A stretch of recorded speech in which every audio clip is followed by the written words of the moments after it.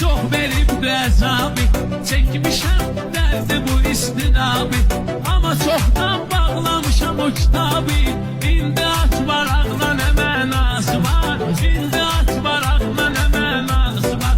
Ağla güzel ağla ne mənası var, ona buna bel bağla ne mənası var. Sevgi sözün bir defa getirdim dile, başıma belaya salmışam meyvele. Ben o kızı benzedirdim, düzül